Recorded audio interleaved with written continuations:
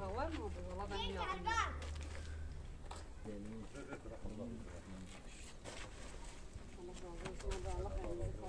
Hadi görmesin. Nerelisin?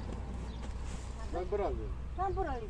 Evet. Bu benim komşum. Ben Tamam. bunu kazandım. Umut Kervanı olarak gerek dünyada gerekse Türkiye'de yardım çalışmalarımız devam ediyor.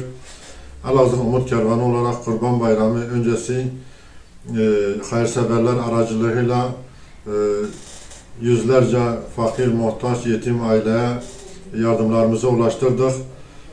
Şu ana kadar 115 ailenin çocuklarına giyim giydirdik.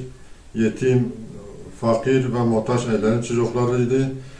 75 aileye gıda paketi ulaştırdık. 25 aileye de kırmızı et ulaştırdık.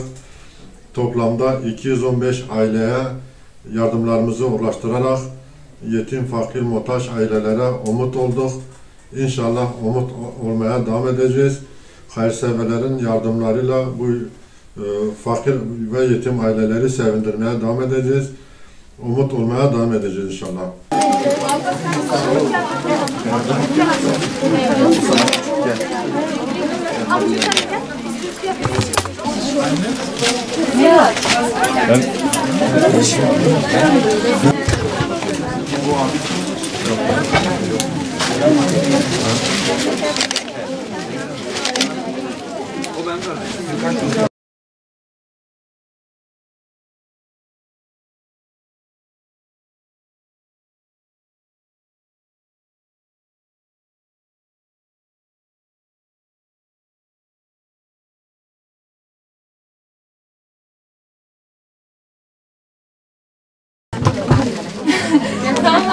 Hocam ezberlemiş çocuk. Ezberledin mi?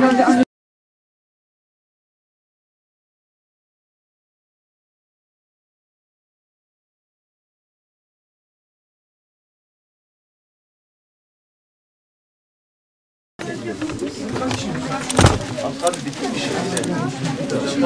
Çıkarmayız.